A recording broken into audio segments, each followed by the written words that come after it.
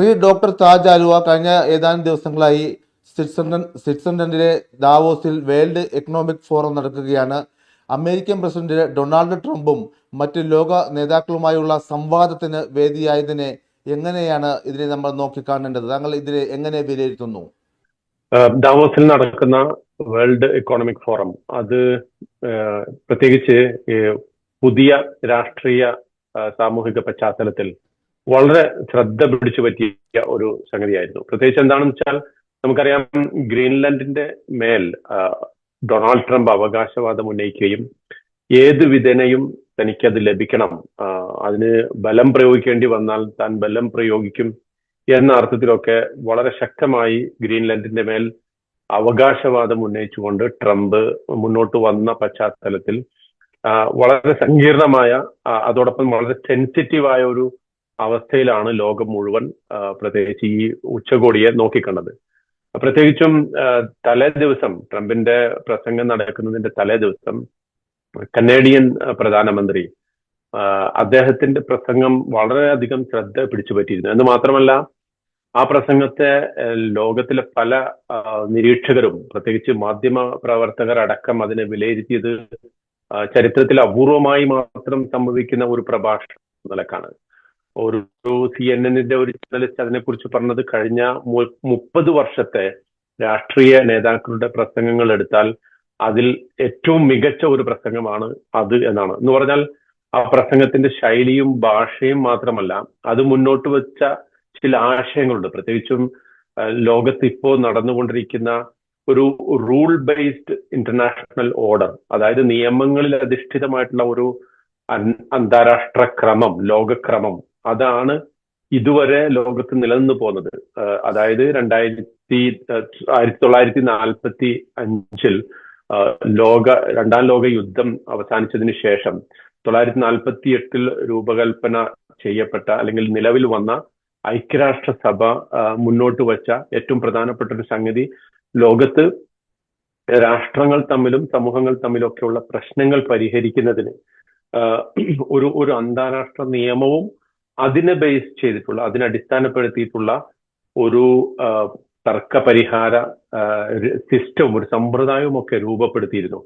അതിന്റെ അടിസ്ഥാനത്തിൽ ലോകത്ത് പല തർക്കങ്ങളും, രാഷ്ട്രങ്ങൾ തമ്മിലുള്ള യുദ്ധങ്ങളൊക്കെ പരിഹരിക്കപ്പെടാൻ ഒരു സിസ്റ്റം ഉണ്ടായിരുന്നു. പക്ഷെ ആ സിസ്റ്റത്തിന്റെ തകർച്ച സംഭവിച്ചിരിക്കുന്നു എന്നതാണ് കനേഡിയൻ പ്രധാനമന്ത്രി തന്റെ പ്രസംഗത്തിൽ എടുത്തു പറഞ്ഞ കാര്യം. പക്ഷെ ട്രംപിന്റെ പ്രഭാഷണം വാസ്തവത്തിൽ അതിനെയെല്ലാം പരിഹസിച്ചുകൊണ്ട്, ആക്ഷേപിച്ചുകൊണ്ട്, ഒരു തരം ആക്ഷേപഹാസ്യത്തിന്റെ സ്വരത്തിലാണ് ട്രംപ് സംസാരിച്ചത്.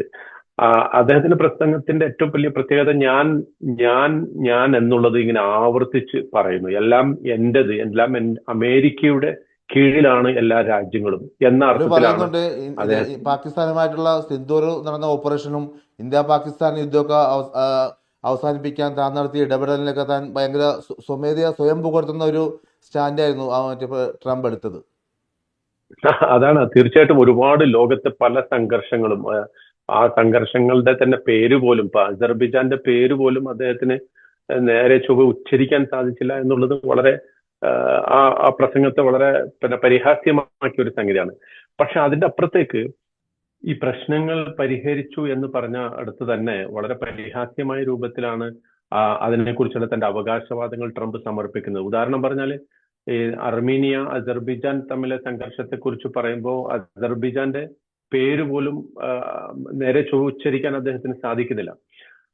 അപ്പോ ഇത് വലിയ വലിയ അവകാശവാദങ്ങൾ ഉന്നയിക്കുക എന്നതിനപ്പുറം താൻ പറയുന്നതിന്റെ വസ്തുതയോ അതിലെ മറ്റുള്ളവർ അതിനെങ്ങനെ അതിന് വിശ്വാസ്യതയിലെടുക്കുമോ എന്നതുപോലും പലപ്പോഴും ട്രംപിന് പ്രശ്നമില്ല. അപ്പൊ ഉദാഹരണത്തിന് ഗ്രീൻലാൻഡിന്റെ പ്രശ്നം തന്നെ നോക്കൂ.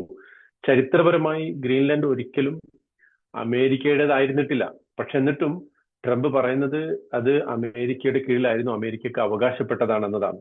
അപ്പോ രണ്ടാം ലോക യുദ്ധത്തിന്റെ സന്ദർഭത്തിൽ അമേരിക്ക യൂറോപ്പിനെ സഹായിച്ചിട്ടുണ്ട്. ആ സന്ദർഭത്തിൽ ഗ്രീൻലാൻഡിനു വേണ്ടി അമേരിക്കൻ പട്ടാളക്കാര് അവിടെ ഗ്രീൻലാൻഡിൽ സ്റ്റേഷൻ ചെയ്ത് യുദ്ധം ചെയ്തിട്ടുണ്ട്. പക്ഷെ അതൊരിക്കലും ഏതെങ്കിലും ഒരു രാജ്യത്തെ തനിക്ക് വേണം, അത് തന്റേതാണ് എന്ന് പറയാൻ പറ്റുന്ന ഒരു അവകാശവാദം ഉന്നയിക്കാൻ മാത്രമുള്ളൊരു ന്യായമല്ല. അപ്പോ സ്വാഭാവികമായും ഈ ട്രംപിന്റെ ഈ പ്രസംഗത്തിൽ ആകപ്പാടെ യൂറോപ്യൻ ലീഡേഴ്സ് ആശ്വസിച്ച ഒരേ ഒരു കാര്യം, താൻ ഫോഴ്സ് ഉപയോഗിക്കില്ല, ഐ വോണ്ട് യൂസ് ഫോഴ്സ് എന്ന ഒരൊറ്റ പ്രഖ്യാപനം മാത്രമാണ്. അതിനപ്പുറത്തേക്ക് ബാക്കിയെല്ലാം ഈ പ്രത്യേകിച്ച് അമേരിക്കയുടെ അദ്ദേഹത്തിന്റെ 1 മണിക്കൂർ 12 മിനിറ്റ് ആ പ്രഭാഷണം നീണ്ടുനിന്നു.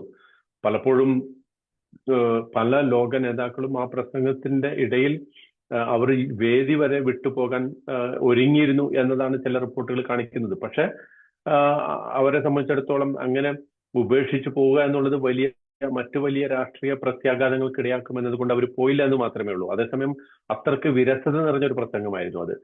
പക്ഷെ അതിനപ്പുറത്തേക്ക് നോക്കൂ, ഒരു അന്താരാഷ്ട്ര സ്റ്റേജിൽ, അന്താരാഷ്ട്ര വേദിയിൽ ഇത്രയും പ്രധാനപ്പെട്ട ലോകത്തിലെ ഏറ്റവും സ്വാധീനമുള്ള രാഷ്ട്രീയ നേതാക്കളും സാമ്പത്തിക വിദഗ്ധരും ബിസിനസ് കോർപ്പറേറ്റ് ലീഡേഴ്സും ഒക്കെ പങ്കെടുക്കുന്ന ഒരു ഉച്ചകോടിയിൽ ഒരു അമേരിക്കൻ പ്രസിഡന്റ് ഇത്രയും നമ്മുടെ മലയാളത്തിൽ അതിനെക്കുറിച്ച് ഉപയോഗിക്കാൻ പറ്റുന്ന ഒരു വാക്ക്, ഇത്രയും വഷളായ ഒരു പ്രസംഗം നടത്തിയിട്ടില്ല എന്നാണ് നമുക്ക് കാണാൻ സാധിക്കുന്നത്. കാരണം അമേരിക്കയിലെ ആഭ്യന്തര പൊളിറ്റിക്സ്, അവിടുത്തെ അമേരിക്കയിൽ ആഭ്യന്തരമായി അദ്ദേഹം ചെയ്യുന്ന കാര്യങ്ങൾ, ഇപ്പൊ ഉദാഹരണത്തിന് മിനസോട്ട, ഒരു ഡെമോക്രാറ്റ് സെനറ്റർ ഇൽഹാം ഉമർ എന്ന് പറയുന്ന സോമാലിയൻ വംശജയായിട്ടുള്ള ഒരു ഡെമോക്രാറ്റ് സെനറ്ററെ വ്യക്തിപരമായി ആക്ഷേപിക്കാൻ പോലും ആ പ്രസംഗത്തിൽ അദ്ദേഹം വാക്കുകൾ ഉപയോഗിച്ചു എന്ന് പറയുമ്പോൾ അതിന്റെ പരിഹാസ്യത എത്രത്തോളം നമുക്ക് മനസ്സിലാവും. അപ്പം ഈ ഇത്രയും പ്രധാനപ്പെട്ട ഒരു സാമ്പത്തിക ഉച്ചകോടിയിൽ ലോകത്തിലെ ജനങ്ങൾക്ക് അല്ലെങ്കിൽ ലോകം മുഴുവൻ ഉറ്റുനോക്കുന്ന, പ്രത്യേകിച്ച് വളരെ വലിയ മാധ്യമ ശ്രദ്ധ ലഭിക്കുന്ന ഈ ഒരു പരിപാടിയിൽ വളരെ വിദഗ്ധമായി ലോകത്തിന്റെ മുന്നിൽ അമേരിക്ക മുന്നോട്ട് വെക്കുന്ന സാമ്പത്തിക കാഴ്ചപ്പാടുകളും അതുപോലെ തന്നെ ലോകം ഇന്ന് അനുഭവിക്കുന്ന പല സാമ്പത്തിക പ്രശ്നങ്ങൾക്കുമുള്ള പരിഹാരത്തെക്കുറിച്ചൊക്കെ ചർച്ച ചെയ്യുന്നതിന് പകരം ഇത്തരം ഒരു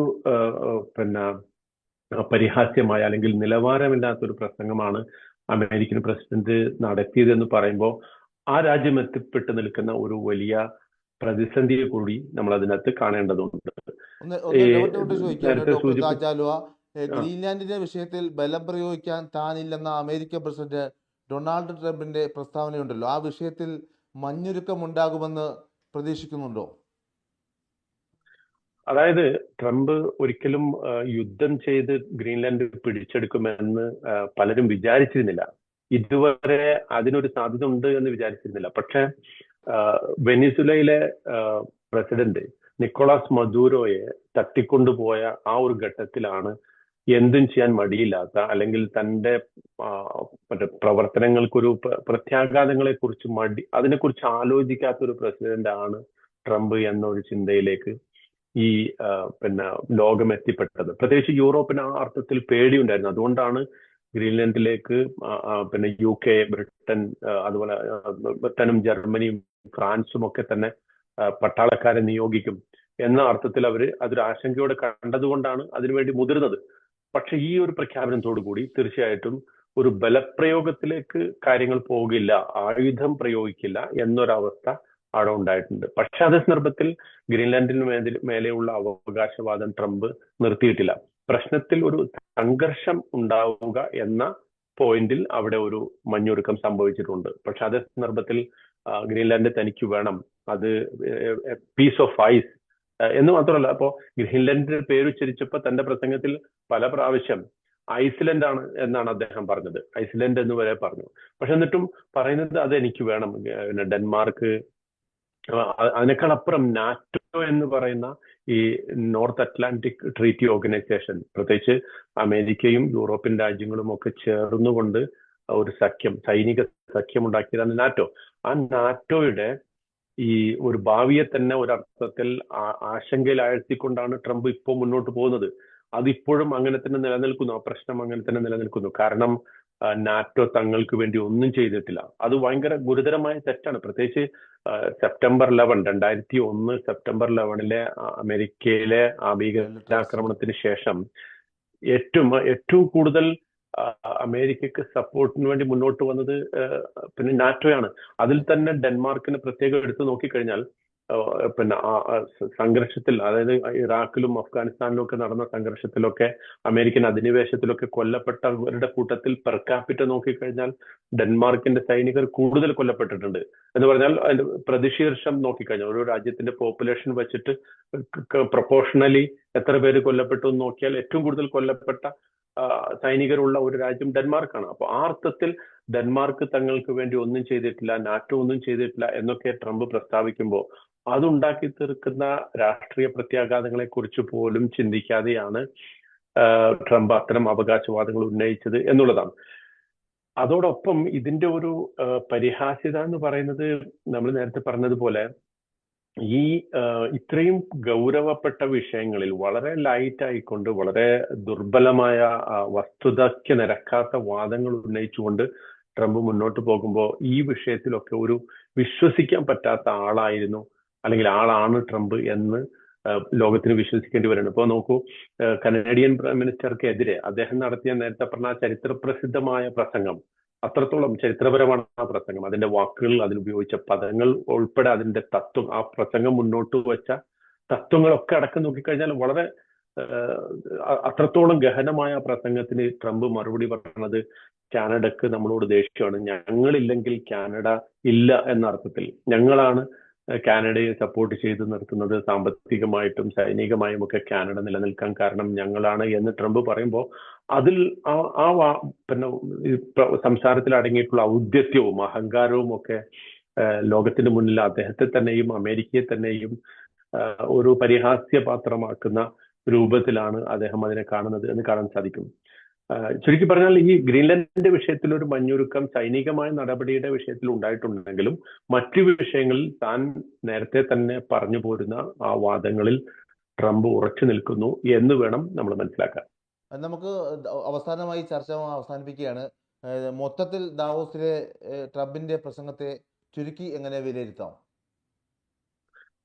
ഞാൻ നേരത്തെ സൂചിപ്പിച്ച പോലെ അതൊരു പ്രസംഗം എന്നതിലുപരി തന്റെ ഒരു മേധാവിത്വം, അമേരിക്കൻ പ്രസിഡന്റിന്റെ ഒരു അല്പത്തരം, ഒരു ഈഗോ, അഹങ്കാരം, ഈ ഒരു ധാർഷ്ട്യം, ഔദ്ധത്യം, ഇതൊക്കെ അതിന്റെ ഏറ്റവും ടോപ്പിൽ നിന്ന ഒരു പ്രസംഗമായിരുന്നു എന്ന് കാണുന്നത്. കാരണം അദ്ദേഹം ചില സന്ദർഭത്തിൽ ആളുകൾ കൈയടിച്ചുകൊണ്ടാണ് അദ്ദേഹത്തെ കാണാൻ വേണ്ടി കാത്തു നിന്നിരുന്നു. ആ റൂമിൽ കടക്കാൻ പറ്റാതെ പോയ രാഷ്ട്രത്തലവന്മാർ വരെ ഉണ്ട്. അത്രത്തോളം അദ്ദേഹത്തെ വെയിറ്റ് ചെയ്തു. പക്ഷെ പ്രസംഗം അവസാനമായപ്പോഴേക്കും പലരും എഴുന്നേറ്റ് പോകാൻ ഒരുങ്ങി എന്ന് പറയുമ്പോൾ തന്നെ അതിന്റെ ആ പ്രസംഗത്തിന്റെ ഒരു പരിഹാസ്യത നമുക്ക് മനസ്സിലാവും. അതോടൊപ്പം അതിന്റെ ഒരു പ്രസക്തിയില്ലായ്മ, ആളുകൾ വെറുത്തു പോകുന്ന ഒരു അവസ്ഥയിലേക്ക് അത് എത്തിച്ചു എന്നുള്ളത് ഒരു കാര്യം അതാണ്. രണ്ടാമത്തെ ഒരു കാര്യം എന്ന് പറയുന്നത് നേരത്തെ നമ്മൾ സൂചിപ്പിച്ചതുമാണ്. അതായത് ഈ ഇത്രയും പ്രധാനപ്പെട്ട ഒരു വേദിയിൽ, ലോകത്തിന്റെ സാമ്പത്തിക നയങ്ങൾ, ഭാവിയിലെ സാമ്പത്തിക നയങ്ങളൊക്കെ നിശ്ചയിക്കുന്ന ഒരു വേദിയിൽ ഒരു അമേരിക്കൻ പ്രസിഡന്റ് സാധാരണഗതിയിൽ വളരെ ഹൈ ലെവലായിട്ടുള്ള ഉന്നതമായ സാമ്പത്തിക നയങ്ങളെക്കുറിച്ചും ലോകം നേരിടുന്ന അഭിമുഖീകരിക്കുന്ന പ്രശ്നങ്ങളെക്കുറിച്ചും പറയുന്നതിന് പകരം അമേരിക്കയിൽ കഴിഞ്ഞ ഒരു വർഷം കൊണ്ട് നോക്കൂ, ആ പ്രസംഗത്തിന്റെ തുടക്കത്തിൽ തന്നെ പറഞ്ഞത് കഴിഞ്ഞ ഒരു വർഷം കൊണ്ട് സ്ലീപ്പി ജോ ബൈഡന്റെ ഭരണത്തെ സമ്പൂർണമായി കുറ്റപ്പെടുത്തിക്കൊണ്ട് താനാണ് അമേരിക്കയിലെ പണപ്പെരുപ്പം ഇല്ലാതാക്കിയത്, താനാണ് അമേരിക്കയിലെ സാമ്പത്തിക സ്ഥിതി മെച്ചപ്പെടുത്തിയത്, താൻ കാരണമാണ് ഇപ്പൊ ലോകത്തെ എല്ലാ രാജ്യങ്ങളും നിലനിൽക്കുന്നത്. ഈവൻ സ്വിറ്റ്സർലൻഡിനെ കുറിച്ച് പറഞ്ഞത് ഞാൻ ഉള്ളത് കൊണ്ടാണ് സ്വിറ്റ്സർലൻഡ്, അല്ലെങ്കിൽ അമേരിക്ക ഉള്ളത് കൊണ്ടാണ് സ്വിറ്റ്സർലൻഡ് നിലനിൽക്കുന്നത് എന്നാണ് അദ്ദേഹം പറയുന്നത്. അപ്പോ ഇതെല്ലാം ആ പ്രസംഗത്തിന്റെ ഒരു ശോഭ കെടുത്തിക്കളയുകയും ഒരു അമേരിക്കൻ പ്രസിഡന്റിൽ നിന്ന്, ലോകത്തിലെ ഏറ്റവും ശക്തമായ ഒരു രാജ്യത്തിന്റെ പ്രസിഡന്റിൽ നിന്ന് ലോകം പ്രതീക്ഷിക്കുന്ന ആ ഒരു തരത്തിലുള്ള ഒരു വാചകം പോലും അതിലുണ്ടായില്ല എന്നുള്ളത് വളരെ ദൗർഭാഗ്യകരമായ ഒരു സംഗതിയായിട്ടാണ് പ്രത്യേകിച്ച് നിരീക്ഷകർ അതിനെ വിലയിരുത്തുന്നത്.